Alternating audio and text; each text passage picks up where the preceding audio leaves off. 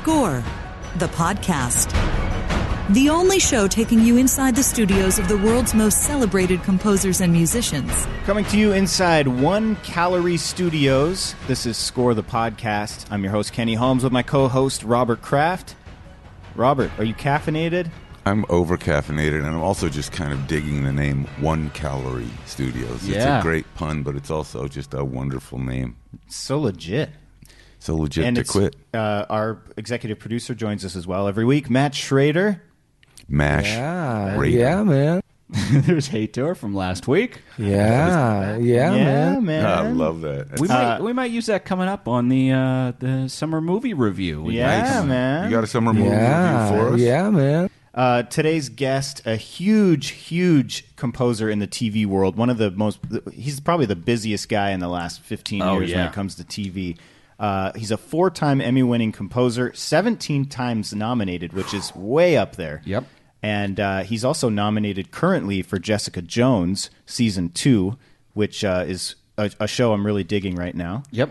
And he's Sean Callery. He's done a ton of other shows, though. Let me list these off. 24, Homeland, Elementary, Designated Survivor, Bones, Medium, La Femme Nikita, and, of course, Jessica Jones. So we're going to talk about how busy he's been and how many projects he's worked on simultaneously and how that varies from doing film. He is to create different sounds for each show, really different vibes. Especially at the same time. Let me just say, up there with Game of Thrones, I feel like this intro that 24 always had, there's good TV coming up, I thought you were going to play the beginning of Homeland, which has that collage kind of we got that too. Voices and naval forces of the United States. I feel like 24 kind of kicked off like the high quality television series. Wait a minute. Are you forgetting a series that was sort of mid 80s that had when you think of high quality. All right. Those clips are getting shorter and shorter every time we're going to get down I can never get enough of that Who's the Boss theme. Thank you. But Sean Callery's going to join us coming up. Also on today's show, we have Matt's Summer Movie Review. But before we get to that, there was something that came out recently here, the World Soundtrack Awards. Yes. Robert, talk through some of the nominees for this. Have you been to the World Soundtrack Awards in Ghent? Not only have I been to the World Soundtrack Awards in Ghent, but I am very proudly a member of the World Soundtrack Academy. Are you a voting member? I'm a voting member, and I think, if I'm not mistaken, in my fevered imagination, I think they gave me an award. Oh. So, 5 or 7 years ago, I went to Ghent, Belgium to receive... I was just going to ask, where is Ghent? I've just checked into this, and they did not give you an award. There, we can edit that later. So we'll pick the one that was correct. They gave me the Industry Award in maybe 2013 because Robert Kraft is an industry. Got it. Ghent is about it's maybe an hour from Brussels. It's a beautiful medieval city, not unlike Bruges. Yeah, great canal, man. and the World Soundtrack Awards are super fun. A community from Europe and L.A. mostly, some New York joins the composers. And I hear they might have a special guest this year. I think Jordan Carter Bieber. Oh my Jordan goodness. Bieber. That's funny. I thought it was going to be Carter Bieber, but it's Jordan Bieber. How nice. That was Carter Bieber is the youngest brother. It seems kind of cool, though, because they have the best... Yeah, man. Sorry to step on Hator there. They have the best film composer of the year, the best television composer of the year, the best songwriters. This is like the all-star game of everybody coming together. They will honor... Can we blow through the list real quick? A composer, yeah. Yeah. Best film composer of the year nominees for the World Soundtrack Awards. Carter Burwell. Good. Alexander Desplat. Of course. Johnny Greenwood. A great scorer. The late Johann Johansson. A sad Yep. And, loss. of course, the maestro of all maestros, Johnny Williams. Yep. That's a good one. And then you have Best TV Composer of the Year nominees, Volker Bertelmann. Am I pronouncing that Bertelmann. correct? Bertelmann. Yeah, he did Patrick Robert, Melrose. why don't you read? We have Ramin Djawadi. We know that one. Of course, Game of Thrones and Westworld. Rupert Gregson Williams for The Alienist, and he co-composed the Crown score. Actually, he's nominated this year for a season 2 that he co-composed with Lorne Balfe, who's an amazing composer. Yeah, just did Mission Impossible. Sure did. Matt Quayle, who did some great ones, American Crime Story and American Horror Story, Mr. Robot, and Pose, which is the new Ryan Murphy. And we have Adam Taylor for Damnation, and one of my favorite scores, The Handmaid's Tale. I think it's so odd. The best original song, I'm going to vote for Black Panther, music and lyrics by Kendrick. Never Forget from Murder on the Orient Express is a big one. Remember Me from Coco. A nice one. Oscar winner. I think. Yeah, that won the Oscar. That might be what? My great friend Diane Warren, I didn't realize she's up for the song Stand Up for Something from Marshall, which was incredible. She wrote with Common, and Andra Day sang it with Common. And then This Is Me, Pasek and Paul, from which was nominated for an Academy Award as well. It was. Yeah. It lost out to Coco, to Remember Me, I think, was the winner this year for the Oscars. So good list there. Yeah, got a lot of great film music, and I think that probably indicates that it's time for Matt's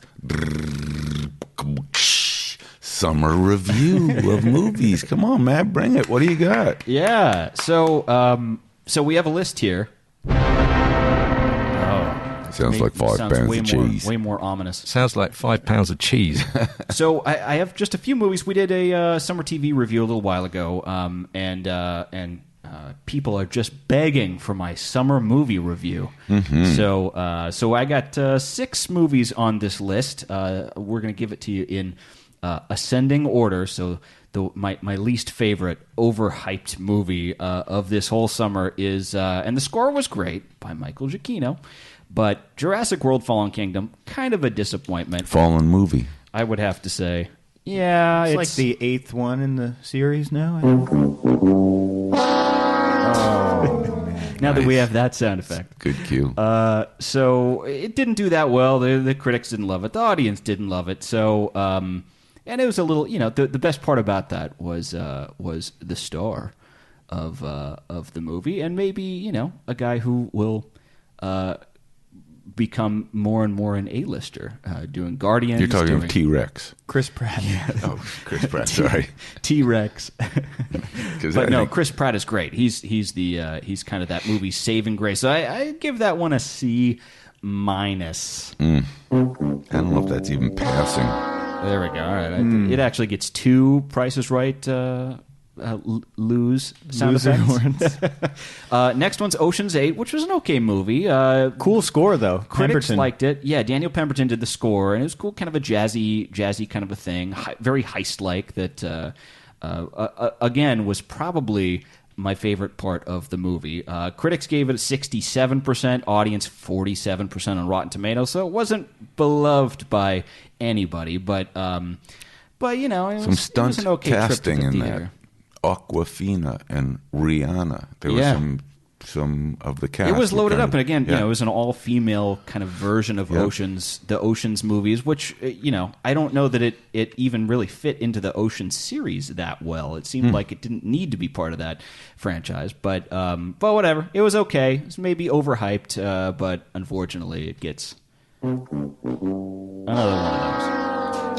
So we're getting into these, like, now there's a few movies that have just been amazing, and or oh, this is amazing, as Robert Kraft would say. Amazing. Oh, this is amazing.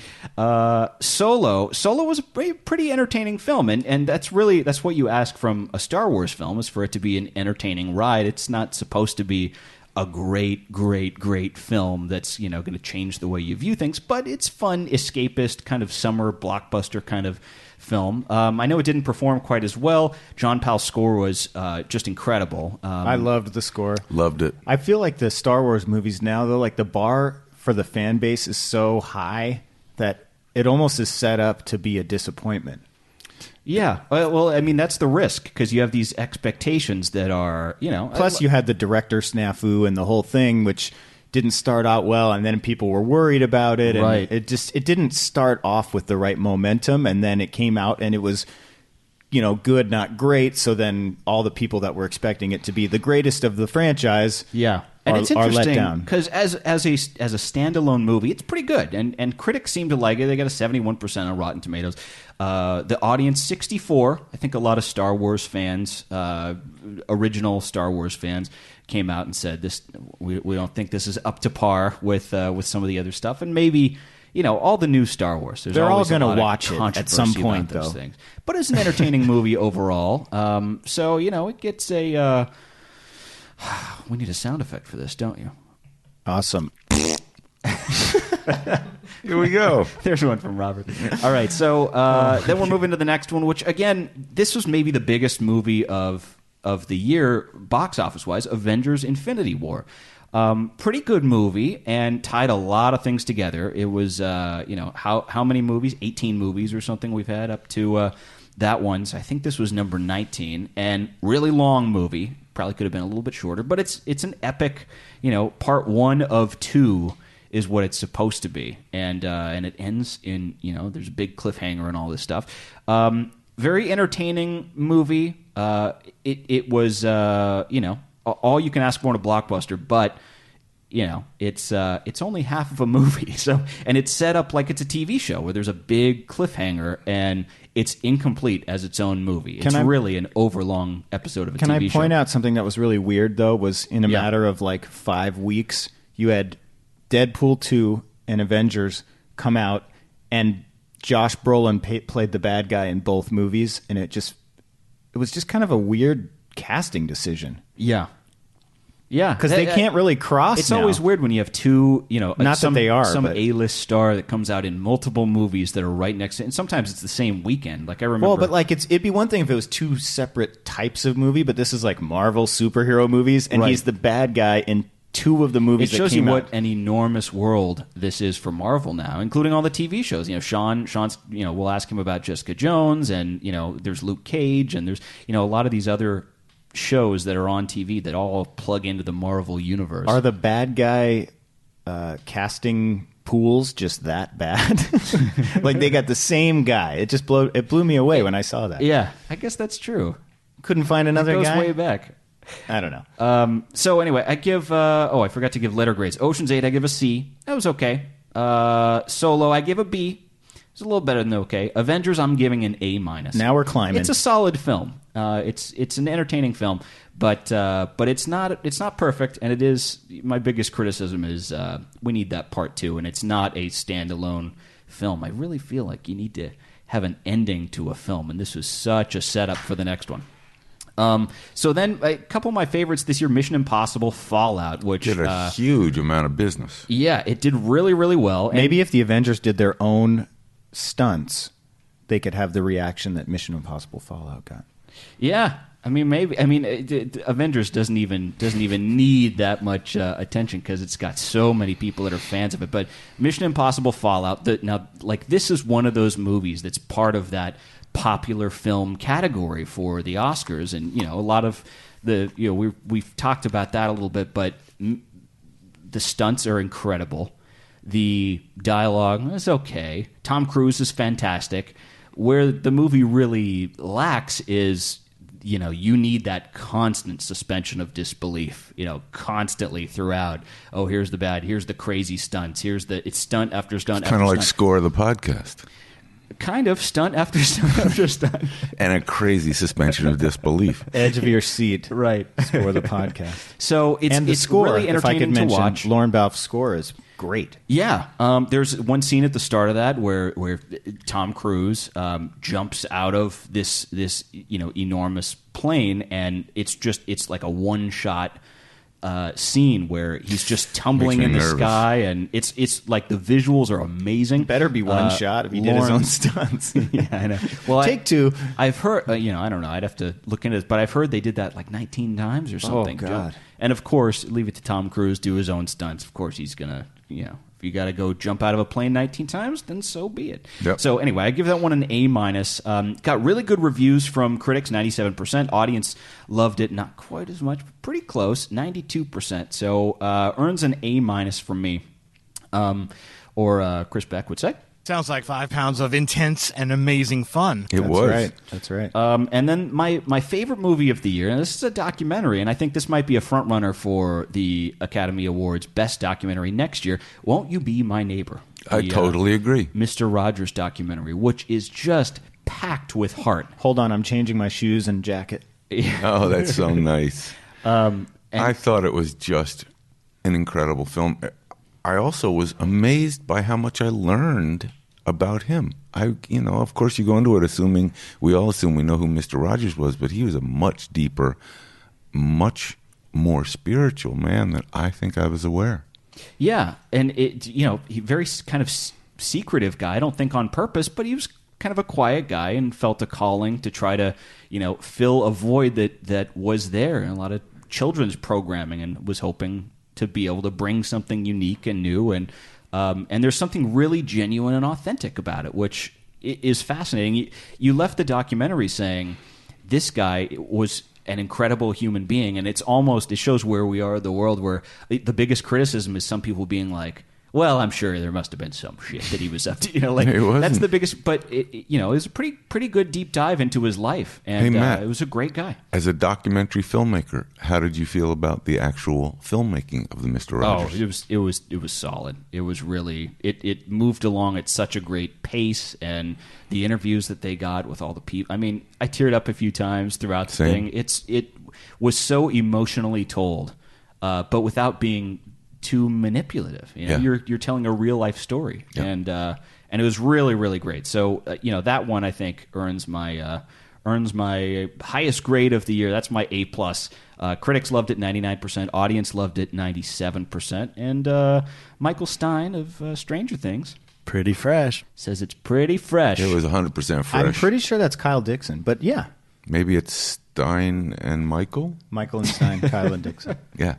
All right. Well, thank you very much, Matt. Thanks, that Matt. was Matt's Summer Movie Review. We're going to take a break, and then when we come back, we're inviting him into his own One Calorie Studios. We're inviting One Calorie in, Sean Callery, 4-time Emmy winner and current Emmy nominee for Jessica Jones. I have a question for you. If you invite Sean Callery into One Calorie Studios, will there be 2 calories in here? No, it's currently 0 Calorie Studios, and we're going to turn it into one. It was a trick. And Kenny Holmes is here with the right answer. Thank we'll you be very right much. back after the break. Hey guys, it's Kenny. We're back to the show in 20 seconds, but we wanted to quickly say thanks to all of you who've supported Season 1 of Score the Podcast. One of the most important things you can do is click subscribe on your podcast app. It's free, it takes just a second, and it makes a huge difference in our growth. Thanks for your continued support. We're excited to bring you more great episodes in the future. Now back to the show. Welcome back to One Calorie Studios, here with our guest this week. We're really excited. Yeah. He's one of the most decorated TV composers there is. I think maybe the most Emmy-nominated composer. He's up there. He's up there. He's definitely up there. A 17 legend. nominations, 4-time winner, and he's nominated this year for Jessica Jones, which we'll get to. He's our guest, Sean Callery. Thanks for having us in, Sean. Well, thank you. Sean is the one calorie audience. in the room. One Calorie Studios. Everyone else is not Calorie. And as Robert would say, He's a legend that's still becoming more legendary. It's true. It is true.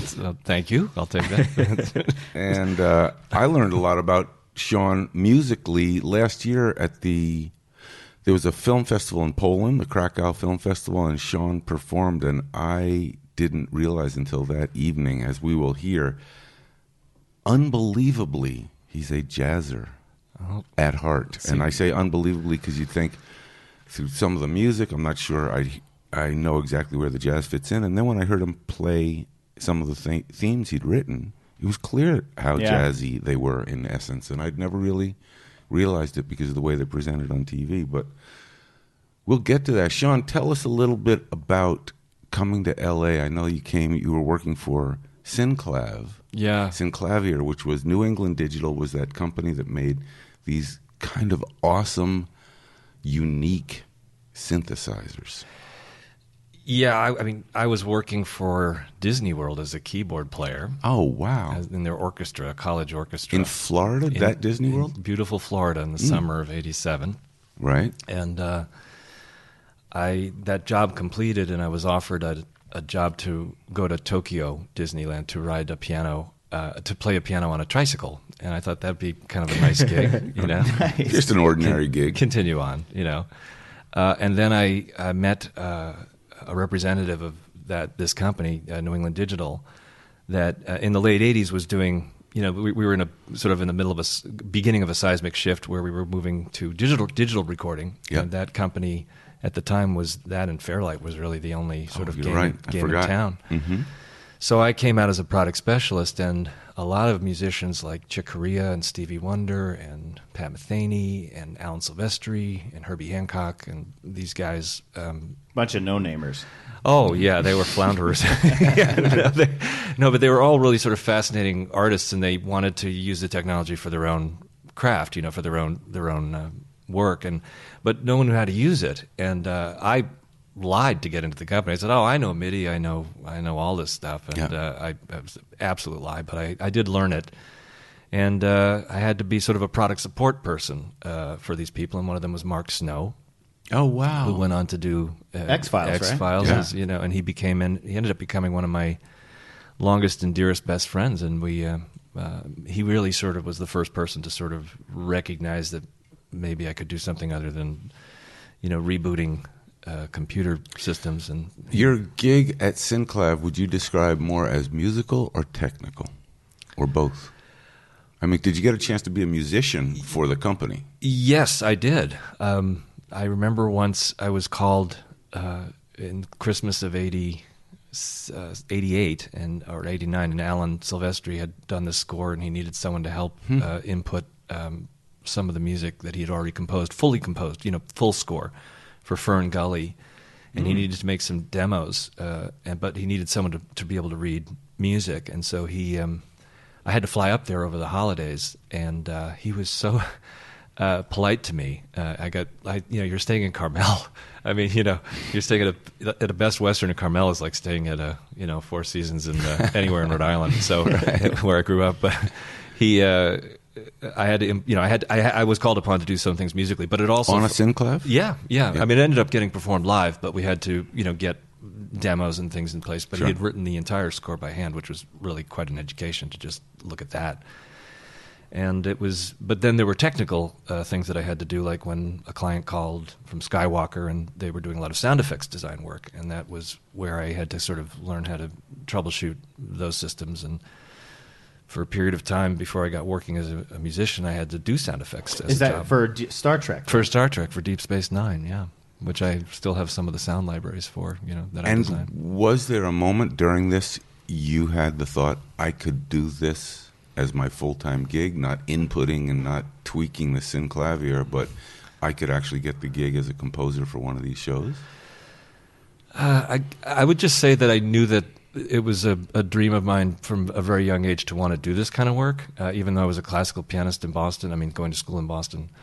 I didn't know, I wouldn't say had the hubris to say, I'm absolutely going to get my first show, but I knew I wanted to be doing it, so I viewed it as being helpful that I was in the orbit of this town and the people around it that were doing amazing work and using the Synclav at that time and other electronics in innovative ways to help make their music. And I learned a lot just watching that process. I imagine you did. What was your first cue to appear on TV or your first show? Do you remember? Well, everybody remembers the Olivia Newton-John Christmas movie, A Mom for Christmas. That was you? Let's all stand up and take a moment. I forgot to bring mine to get it signed. Yes. Well, you know, the Blu-ray's coming out next month. Enhanced Blu-ray. The double. That was, you know, I had been working for a guitar player, a songwriter, John Farah, and he had written a lot of songs for Olivia. And I was briefly Olivia's music director. I was her keyboard player. And we played on the Arsenio Hall show, and we were about to go on tour. And you may remember this, but she actually got a little sick, and she had to cancel the tour. This was back in the early 90s.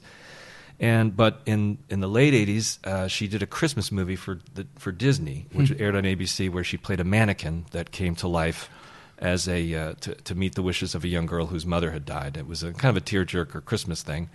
And she wanted John Farah to write the songs, which he was very happy to do, but he openly admitted he hadn't done a lot of scoring.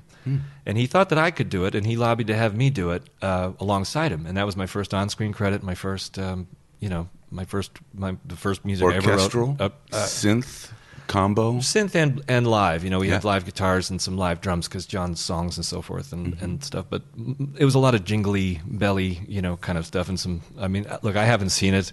I'm sure it's probably it's funny pretty over the we top. watch it at the Kraft House pretty regularly every holiday season. Just below what is it, A Christmas Story or whatever? Yeah, Christmas Story, Citizen Kane, Godfather, and then the Olivia Newton-John Christmas special. It's really special. Yeah. You've gone on to write a ton of show intro themes. You've done a ton of shows, and they've been great. One of my favorite shows, Homeland. Yeah.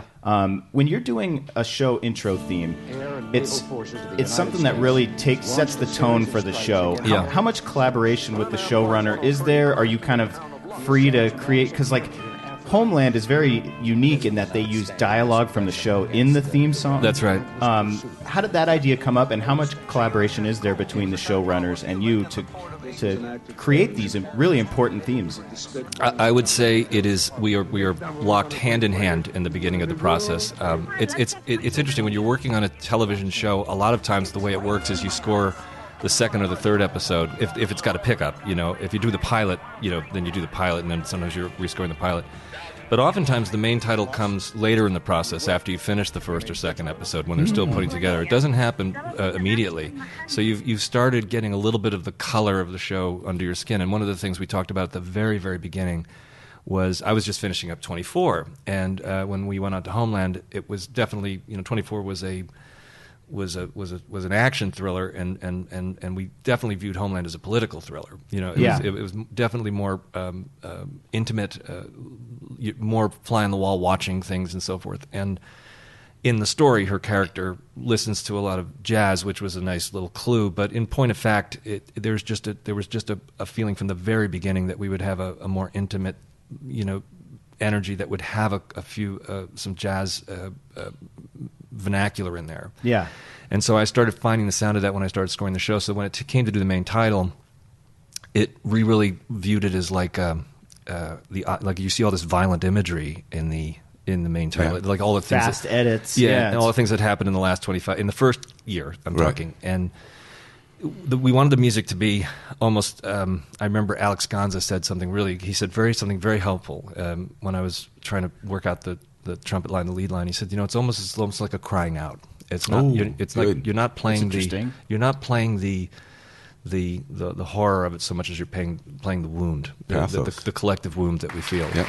Oh, thank you. That was my bad. When's this audience? Although the audience, when did they get in here? The audience really enjoyed that. I love that anecdote.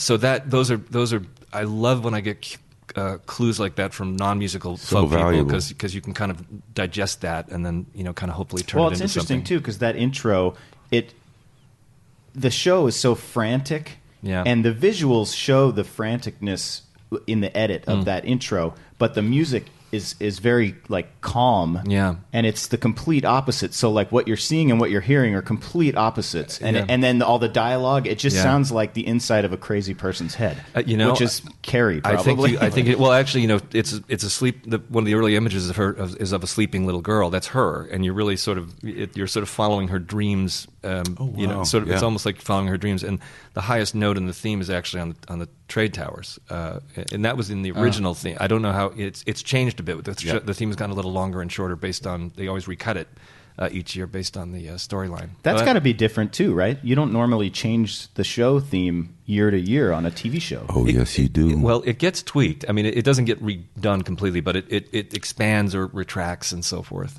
Mission Impossible, if I remember correctly, used to show the scenes for the upcoming episodes in the main title. You sort of saw what was about to happen. It was kind of a brilliant little mechanism. Little tease. A lot of shows would do that. With all due respect to Bill Cosby, or no respect, his theme. How about none? Yeah. His theme every year, I think, was recut with a kind of a different, soul singer. Even, may I suggest that Who's the Boss had a couple different iterations, as we were talking about it earlier. Who did that one? Can't remember that. Oh, there we go. It's very nice. It's a good one. I remember that. Can we take a deep cleansing breath right now? I was always amazed by the Homeland, the bravery, truly the bravery and I mean that artistically, for the producers and you to do something so contemporary and jazzy. TV and jazz are rarely in the same sentence. I mean, jazz is like we don't do that, and the audience doesn't like that. And the Homeland theme, and I really realized it in Krakow when I heard you perform, is very contemporary jazz. Well, thank you. But I don't think I realized it because of the voices that are through it, and it feels like a kind of strange collage-y piece of material. So when I heard it played without the voices, I realized I would hear this at midnight in a New York City nightclub. This was a real piece of contemporary, modern, jazzy feeling. The first cue I ever wrote for that show was for a nightclub scene in the pilot, and it was for a quintet. So I started getting we started focusing in on that sonority as a departure point, and I would dare say that is what helped me get hired for Jessica Jones. Because, I was going to say, the intro is very jazzy also. Yeah, Melissa Rosenberg, the showrunner of that show, called me. I mean, this is what you love. This is the best possible thing that can happen to a composer is when someone watches your work and then you get a call saying, "Hey, we really like your work. We think maybe you might be able to make a contribution to the show over here," which I'd never heard of Jessica Jones. Yeah, there it is. Yeah, so cool. Yeah, it was, and working with her, like with Alex Gonza, they're extraordinary storytellers, very specific, and this theme here was the product of a lot of talking with Melissa about the tone and the flavor of the show and the character, which I didn't know anything about. Well, then it takes like a Marvel hero turn right here when it's then come the so it starts off very like detective kind of mysterious, which is what she does. She's a private eye kind of, and then goes into this Marvel feel. It's interesting though, because when you think of a Marvel theme, the world that we live in now, big orchestral themes, but then this Netflix Marvel world, it's almost like the adult Marvel. and it has a completely different sound. These, Luke Cage and Daredevil. What was the conversation like when you got approached for this? Did they say stay away from the big Marvel sound and make it more? It's a great question. I mean, look, in a way, what they said, they sort of said that exactly. But Jeff Loeb, I'll never forget when we were sitting down. He goes, "Look, you know the difference between the Marvel universe and Marvel TV, cinematic universe and the Marvel TV universe." And I said, "No." And he said, "In the cinematic universe, they're trying to save the universe." And in the TV world, they're just trying to save the city, and it had that kind of that's nice. Yeah. So and when Jessica's part of the world, I mean, look, when you look at it, this was actually another thing. When I first looked at footage, I was not legally allowed to look at moving picture because the director was still working on their cut. So you're not supposed to until they're 10 weeks, I think. DGA like, gives the director 10 weeks. Yep. And so, but they did allow me to look at slides. They allowed to let me look at still images, and I'd never been exposed to a show beyond the script. And then when I look at picture, I've never done that where you've looked just at still images of the office, the person, the character. It is amazing the kind of information you get off a frozen image rather than looking at a moving image. And the very first ideas for Jessica's theme were born from the still images, just looking at her in her office and her posture and. It was look, you need every leg up you can get. Yeah. And that turned out to be a really good get. It's so interesting because it's usually that's something in the middle of either the printed word, you get a script and you have to try and deliver some musical component that reflects the script, or you see the picture. Yeah. I don't think I've ever seen or heard of someone getting photographs and was the theme that you came up with and the ideas you came up with, did they translate when it was moving picture? Yeah. Well, first of all, they brought me to the offices, which are at Prospect Street, ABC, and they sat me in a room, and they just projected them on a wall, like old school, like with the old carousel. It wasn't a carousel, but it kind of felt like that because it went. Yeah, you heard it, and then it went black, and then you saw another image, and they showed me about 50 of them. And here in my studio, which if the mics were on before we started, when you were jamming, because you're the closet jazzer too, by the way. Thank you so much. You are. I don't know if the mics were on, but we'll post a little video. You gotta ladies put and some gentlemen, it's a well kept secret that at my core, I'm a jazzer. Yeah, you are. Yeah, you scat to your own melodies. That's not. I cannot do that. Anyway, but the theme. I actually worked on the theme over there, and then when it got to that more aggressive section, I sent them off. I hadn't seen the images that they were putting together. Yeah. But if you look at that theme, it starts to get more stroby. right at the time where it gets bigger and it starts to get more jagged and people are running more in the shadows. It just gets a little more urgent. And I didn't have a conversation with the designers of the graphics. They just sort of arrived at that on They're their awesome. own. They're great. I think we all worked through Melissa. Awesome. And then when we got the theme, they kind of, who sang us? Is that you? Oh, it's awesome. It's one of our bites. Too many awesomes. Awesome. Wonderful Awesome. awesomes. I like the awesome. But anyway, it lined up. The point is it lined up, and with the exception of tweaking a few things, it was really something that they enjoyed. And I felt a lot of support from them, actually. So Well, it won an Emmy, so it did the right thing. And you're nominated again this year for the series score. That's right, yeah. So And so, do they come? Will Melissa or Alex come to the studio? Yes. Do you bring them material? Do you sit with them here, even episodically? That's always one thing about TV. Episodic music I'm curious about. You write the theme, you do a couple episodes where they're comfortable, the guy's got the language of it. Yep. Are you just turning in material and then seeing it on the next week when it appears, or do they come and say, we really need this scene to be scored, which is certainly what movie directors do? I would like to enter the fantasy world and tell you that every time I set and cue out of here, it's loved and received, and I just move on. We got another one from Sean. Put it in. We'll hear it on the air. It's perfect. it's locked. Lock it up. That would be my Christmas gift in heaven, I suppose. But no, what up until very, very recently, I mean, on Homeland, we had playbacks here all the time. We had for every episode. And not only did we have it for every episode, we played the whole score down in real time, so we could sort of check the spotting of the music against it. So that would take a long time. Jessica Jones starts like that for about 3 or 4 episodes in, episodically. And then when they're in the middle of finishing up the season and also monitoring post-production, it's very hard for them to get here physically, so we will post the score. But we go very back and forth. Both those scores in particular, Jessica and Homeland, are very manicured. They're very nuanced, and That's so interesting. Yeah, they require a lot of back and forth. But I will say, there's nothing better when you're in a room with somebody, and it is sort of a muscle. When you're playing, I used to play back 24 scores all the time, and you have a person sitting and they have to sort of react.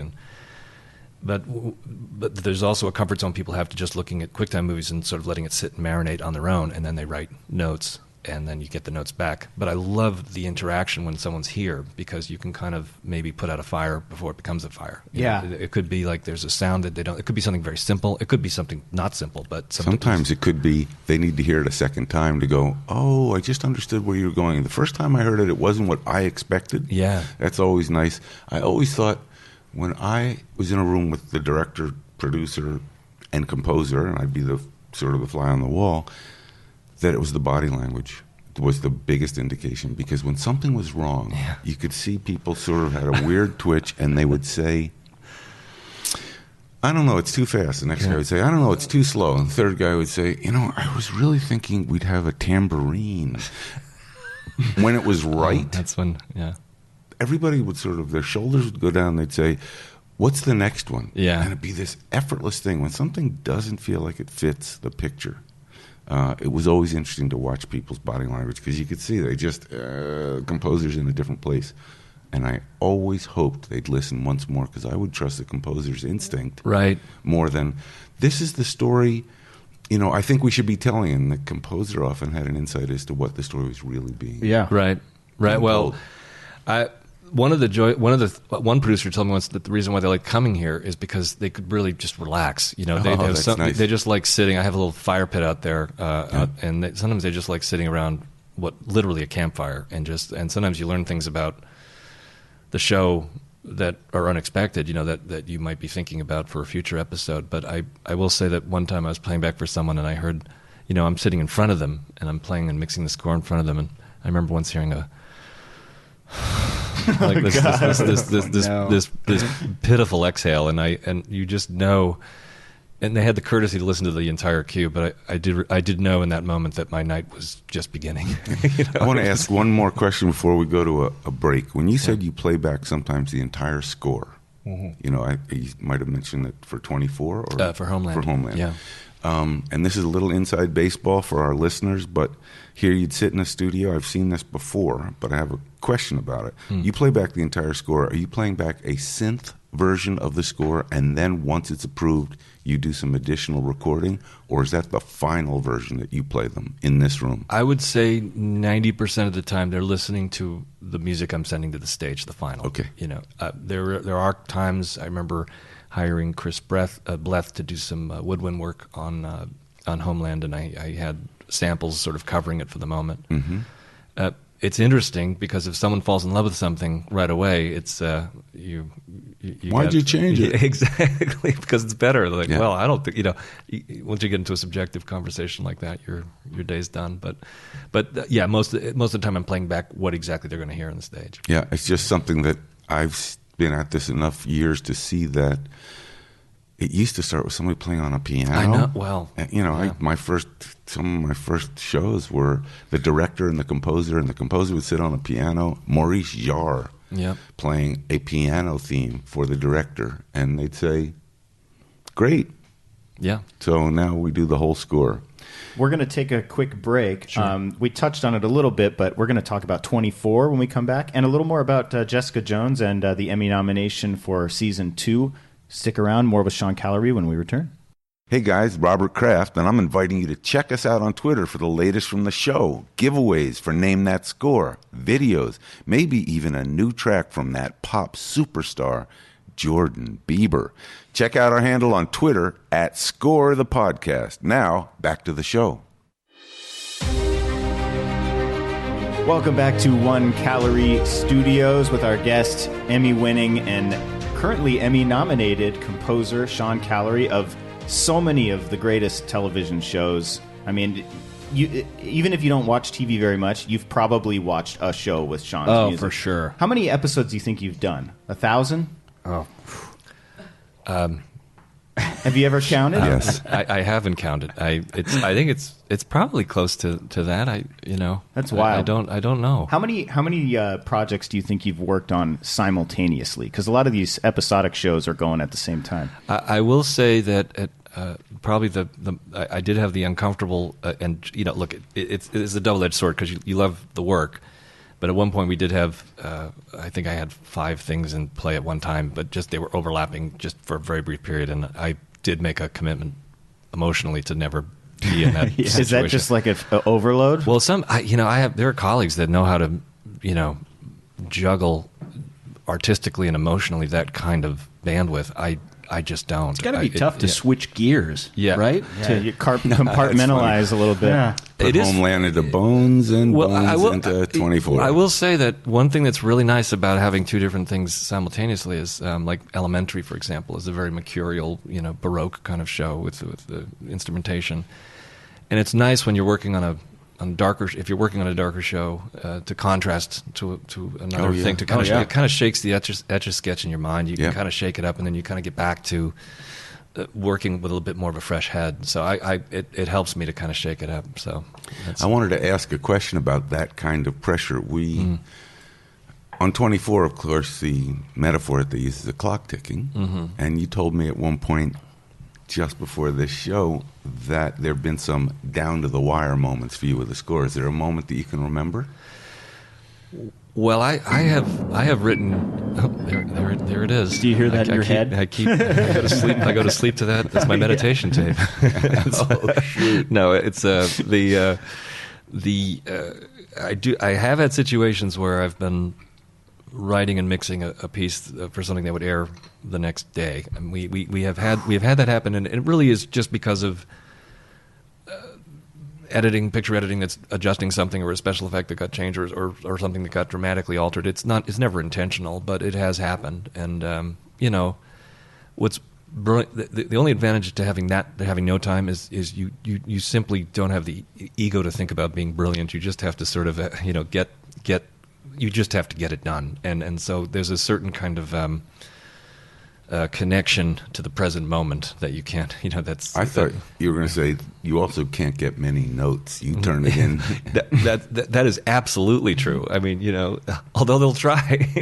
Do you prefer to have more time or less time? Like, how do you work? Do you need that deadline, or do you like having You know, it's funny. Just starting Jessica season 3, for example, there's a couple of new characters, and I love the time before the season to sort of craft and think of character themes that would speak to that person. I'm writing those themes without picture. I'm just thinking and trying and conjuring up what they mean to me, and then I'll send them to the producer, and they'll feed back. So there are certain structural things that I love to get done before we're really in the soup, and then once we're in it, it's kind of the train's left the station.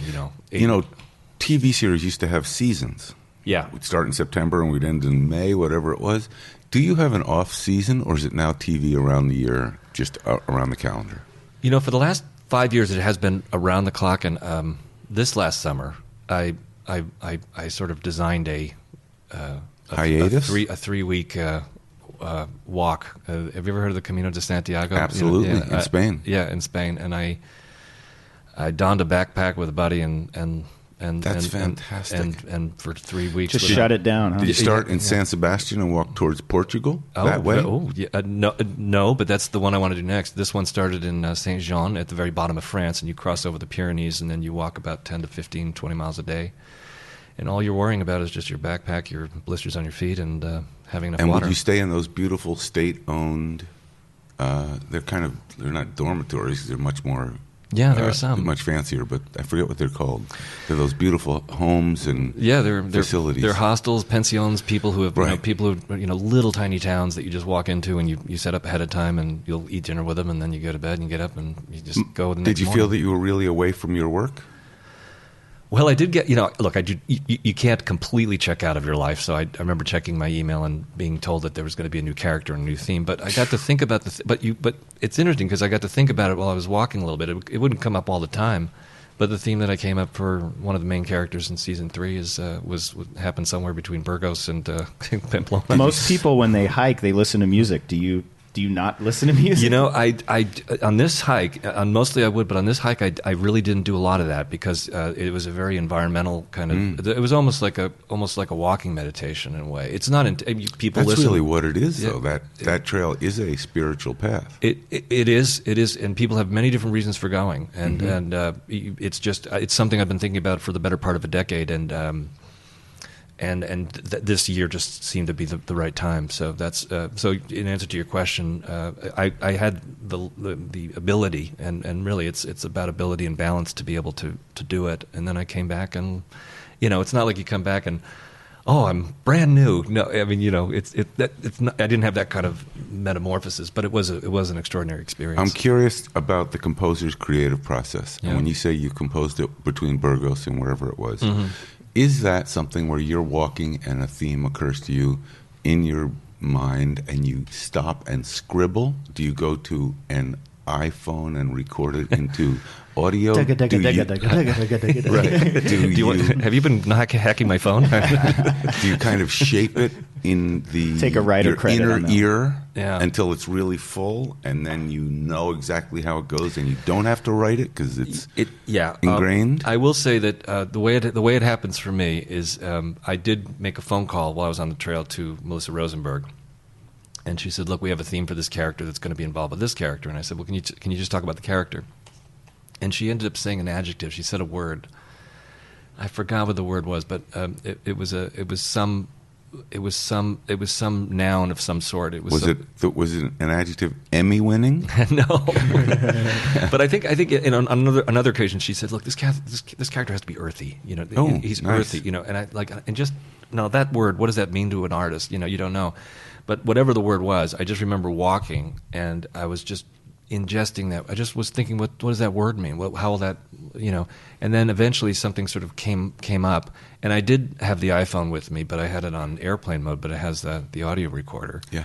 And I would sometimes just sing a couple of phrases in there, and then put the phone away. And then when I finished the walk, I was in Paris waiting to go home, and I had a couple of days, and so then I finally took out some paper and transcribed it, and then I sent it to my assistant Rob to kind of realize, and then he did, and then we And is that what's on the air for that character? It's what they're using. You know, it was a live. It's a live. It's a theme. I guess I can't talk about it yet, but it involves a live instrument and it's played on screen. Breaking news: live instrument. Does it have a Spanish flavor? You heard it first. Newsflash. You know what? I don't. If it does, I'll find out when I hear it again. It might be hiding in plain sight. Yeah. Robert mentioned about TV seasons. You've worked on a ton of network shows that come out on a weekly basis. Yeah. And now you're doing Jessica Jones, which comes out in all one package. Yeah. How does that change the approach or the writing process for you? Does it give you less time, or do you have to come up with everything all in a lump sum? Like, how does that change your process? I would say that that from the point of view of production, Marvel is very organized, and you need the same amount of days to write and mix, which on average for most of us I think is between 5 and 6 days. You got a show a week, and in the case of Jessica Jones, we sort of maintain that. So we'll have see if we have 13 episodes, it'll be a 16-week schedule, maybe with a couple of weeks off in between there.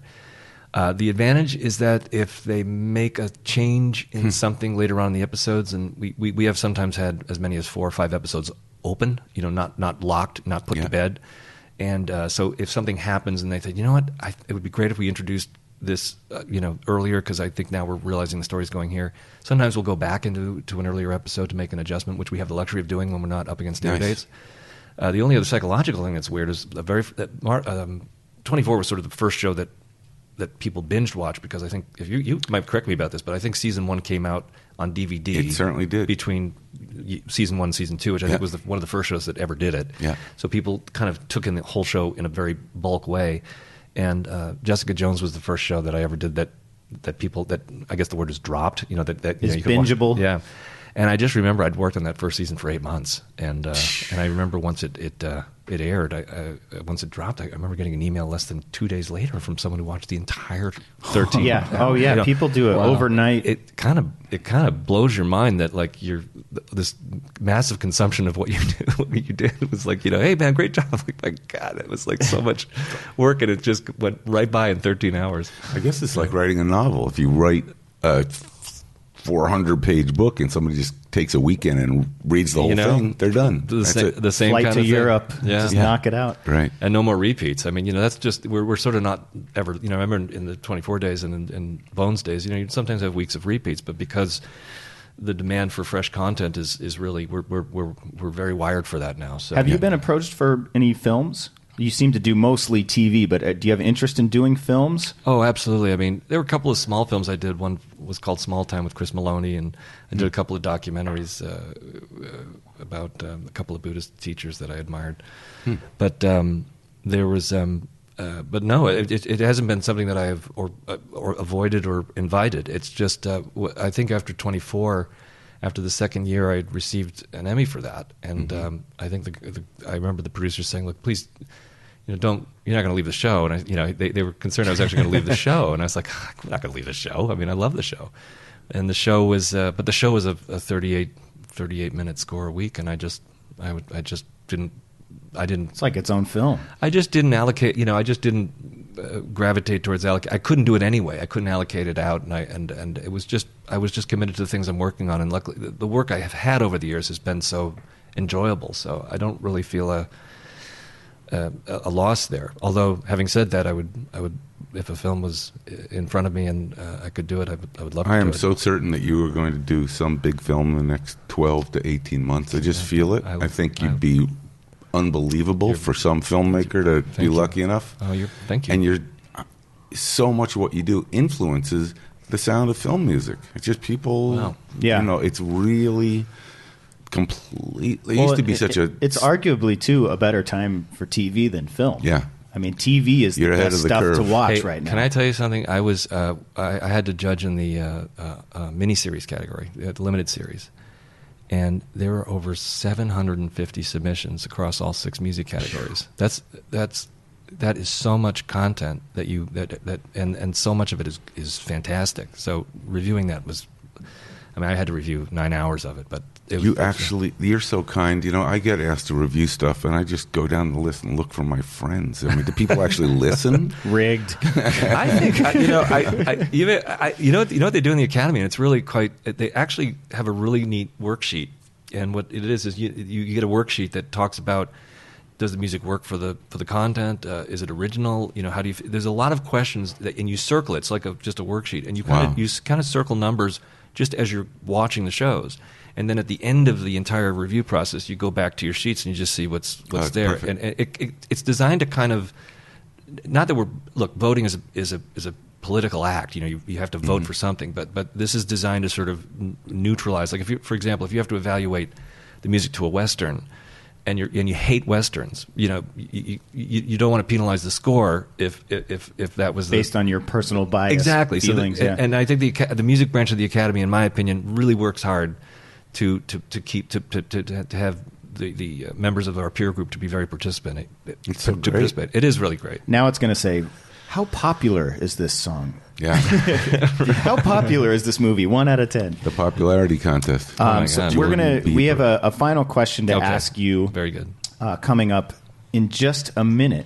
But first, we're going to play a little game we like to play. Robert, I know you like to introduce it. Oh, no. I think we're going to play Name That Score. Oh, I'm going to fail. I mean, I'm going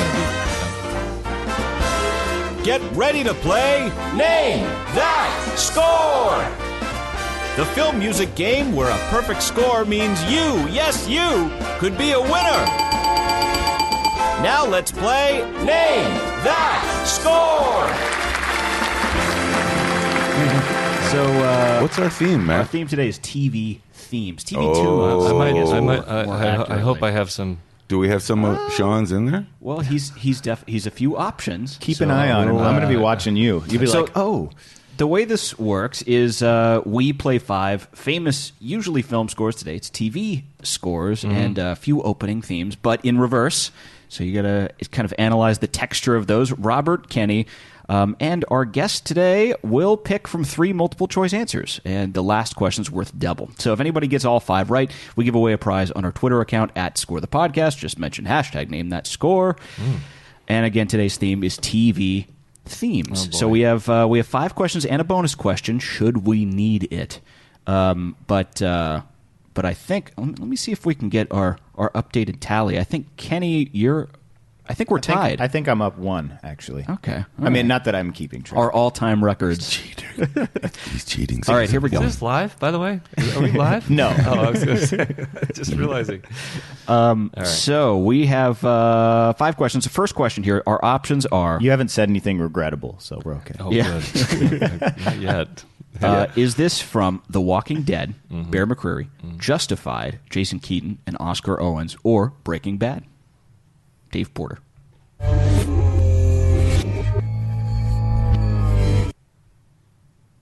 Ooh. Want to hear it again? Is that it? That's it. And it's backwards. Want to hear it again? Yeah, I think I know what it is. I think I know what it is, too. So everyone hold your answers. Who goes first? Robert. I'll follow my sword. I think it's Breaking Bad backwards. I think it's Dave's tune. I'm going Breaking Bad also. Badly breaking. All right. Points for everybody. Oh, my God. Hey. I was a little worried you were going to find some Walking Dead kind of bassy. He's tricky. Sometimes he... Yes. All right, so that's question 1. Everybody By the gets way, points on that. Dave Porter, great composer. Can I just... Oh, yeah. How nice, yeah. He's...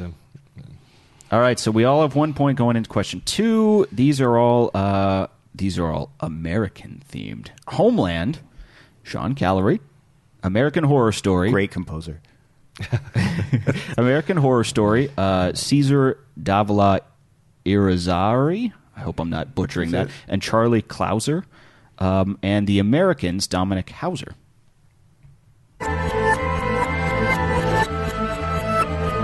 Sean's nodding his head. Sean, hold your answer. We'll make the other guys go first. Quit Anybody telling have him what to answers? do, Matt. Go ahead. I think you should go. American Horror Story. Kenny's going American Horror Story. Robert, what do you think? You want to hear it American Horror Story. again? Do we want to hear it again? No. I'm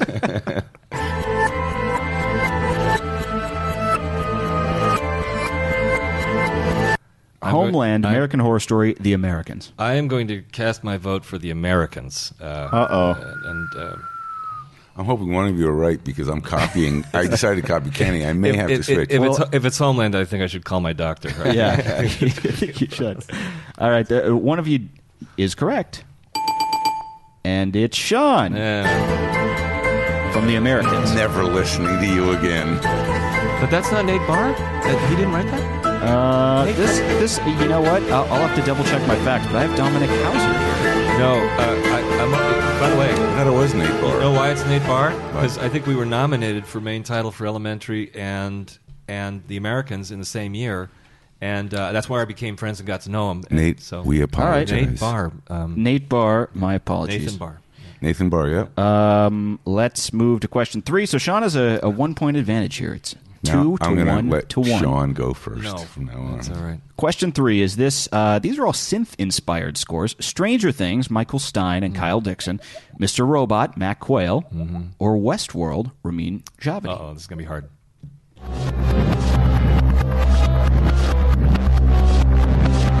Oh, I know this one. I think. I'm not that confident. But I have a feeling, too. Robert? I defer to my Coke and intestines. Would you like to scat your answer? Yes, I think so. Westworld, Stranger Things, or Mr. Robot. Shoot.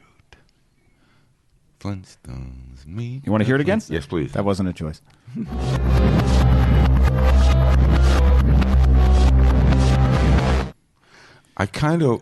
I'm stuck between 2 now. I'm kind of now saying Stranger Things because it's got that kind of Dixon and Stein thump, thump, thump, thump, synthy analog thing on the bottom. Yeah. But Pretty fresh.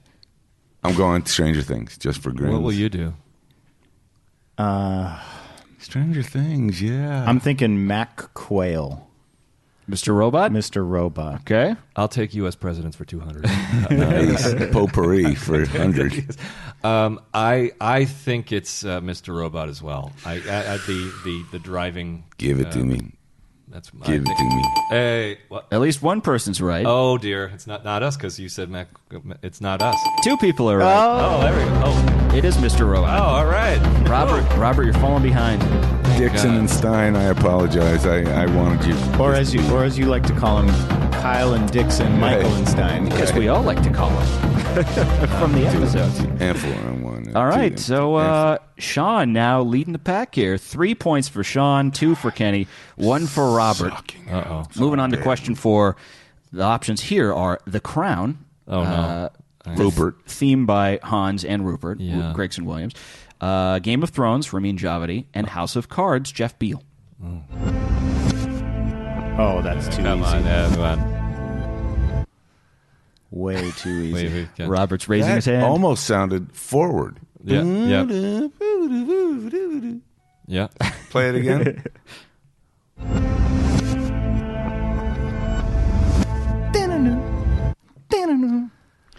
House of Beal, Jeff Cards. Yeah.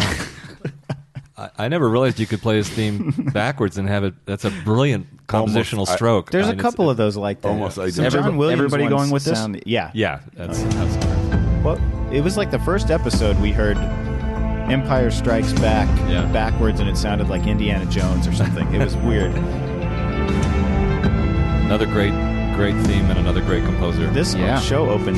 Did that show open win an Emmy He won an Emmy. I don't know for the intro? Oh, I don't know if he I'm won not for sure main if the title. Open did. Yeah. When It's I such He a won for cool score. sequence. He won for underscore. And when I speak about film music, which I do occasionally, I use this opening as an example of music and editing together because it goes digga digga digga and things happen on that. Yeah. You know, like a It's a train goes great past Yeah. really fast, or the cars go. It's a well done sequence. Yeah.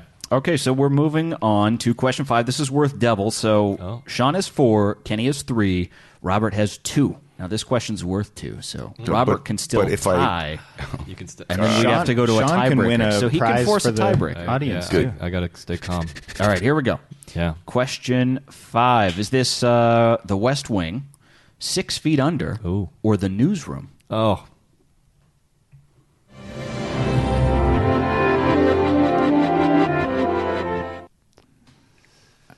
that just I'm. You're just going to say The West Wing. You're in last, so you go first. West Wing. No, I'm going to go with Newsroom. I'm going with da da da da da da da da da da da da. That I'm trying to sing the Newsroom theme. I'm almost certain that's Newsroom. Definitely West Wing. Sean knows his stuff, man. And Kenny, too. I love this theme. It sounded so newsy. It's still West Wing. Oh, that's so nice. I really love this theme, too. Yeah. The theme was way better than the show. You know, and there's two versions of it. He did a second version. This might be the second one, actually. Yep. I can't. Oh man, let's just play this for the rest of the broadcast. This is so nice. That's going to do it here. Yes, thank you. Clear blue skies, 65 degrees. And I don't know. I don't even know if he was nominated for that, but that was wonderful. Yeah, that I get goosebumps hearing that. I don't know why. I think it's very, very cool. Yeah, it is. You might have got goosebumps too because it's cold. I think you just won the game. That might have been the. Has anybody? Should we do? Composers win the game? Should we do a mostly? Yeah. But not with this. Usually they squeak it out. You've run with probably the most resounding. Well, I don't think you got one wrong. No, it was the nope. Swept the table. These guys, I know some of these guys, and they're great artists, so I guess I had a. We have a bonus question that we're gonna have to do worth 5 at some points. point, anyways. Oh, we might as well do it, right? Bonus question. Kraft comes from behind. This is a question 6 in game show parlance. Do you want to risk it all, no. or do you want to quit now? I'm going to the game. No deal. No deal. I'm taking my winnings. Final answer. This is a true bonus question then. Yeah, okay. So question 6. These are all Sean Callery scores. Oh, well then, what do I? Let me step away from the table. Jessica Jones, Elementary, 24.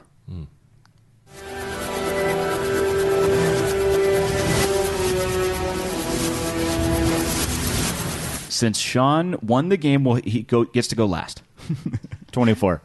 24. Everybody's going 24. Sean, want to hear it again? No.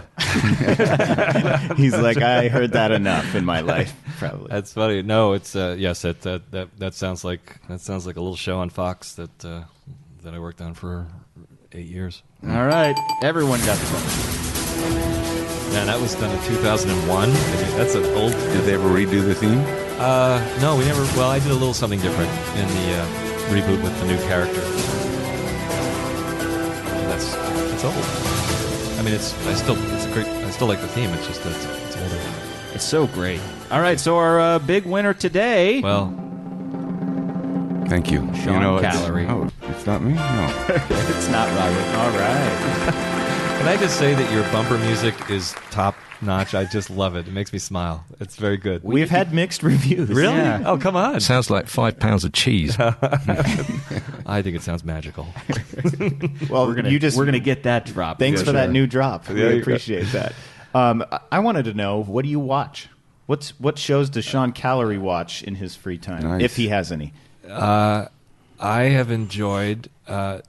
What am I watching? I am watching Better Call Saul. I enjoy that show.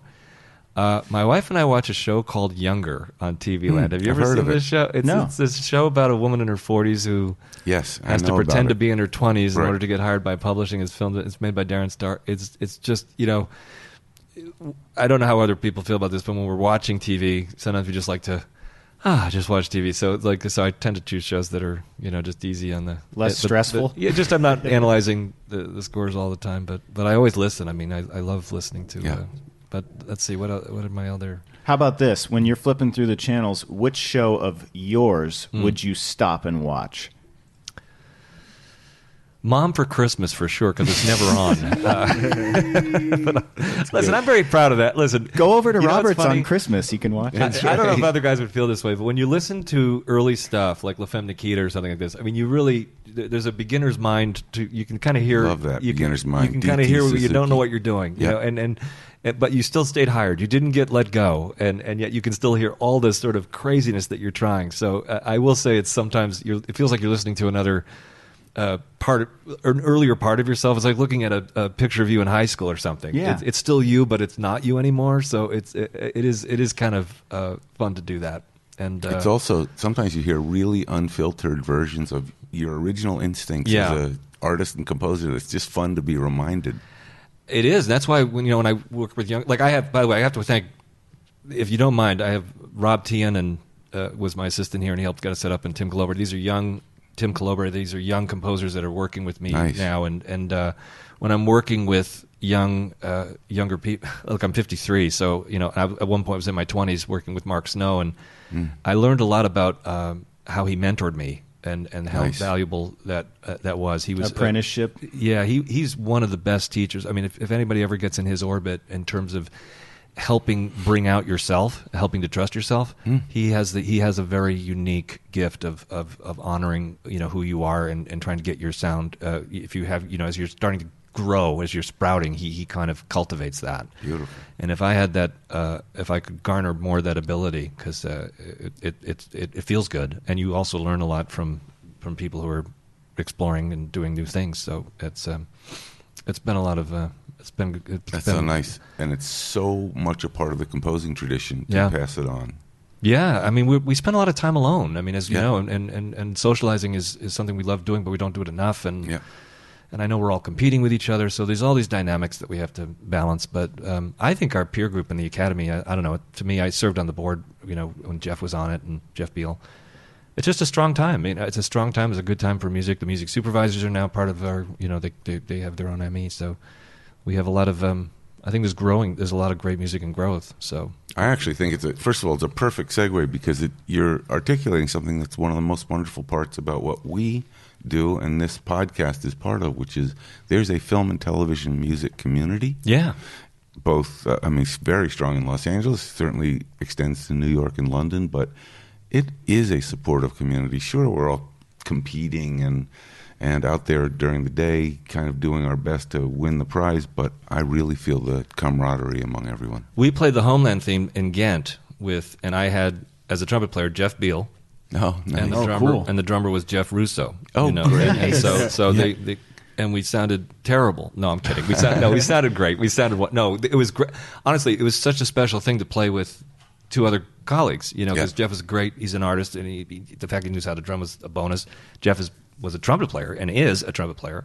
So for us to kind of perform together, the first time I ever composed. Who played bass? The TV Composer All-Star Game. Benoit Gray. Benoit. I know. He played bass, and he's my sort of go-to bass player. And he played on all my stuff. Yep. Well, Sean, we want to thank you. It's been a pleasure having you on the show. This has been kooky fun. I mean, I had no idea what we were in for. It's a real goal of mine to get you on this, and I'm so glad we did. Yeah, and let's get you scatting back at the. Bewitched. Can I hear Bewitched? Yeah. And good luck, by the way, on your Emmy nomination coming up. Yeah, coming up for Jessica Jones. And if you haven't watched Jessica Jones, I was pleasantly surprised. I had no idea what it was going to be about, and I've dove right in, and I'm into it. Yeah, that means really a lot. I appreciate it. I think it's a brilliantly made show. Kristen Ritter is amazing. Carrie-Anne Moss is amazing. I'm leaving. I always hate when I call out actors, because then when I don't call out the other actors, it feels like I'm dissing them. But it really is an extraordinary show to work on. Well, thanks so much for joining us. Thank you. Reminder to our listeners: Sean ran the table, which means we're giving away a prize on our Twitter account at Score the Podcast. Just use the hashtag #NameThatScore, and also be sure to rate and review on iTunes or your favorite podcast app if you like what you're hearing. And for those of you that didn't win Name That Score, I have a great feeling in my heart for you, because sometimes just being a loser is a kind of awesome place to be. Thanks for joining us. Matt, Kenny, Sean, we'll see you. Cheers.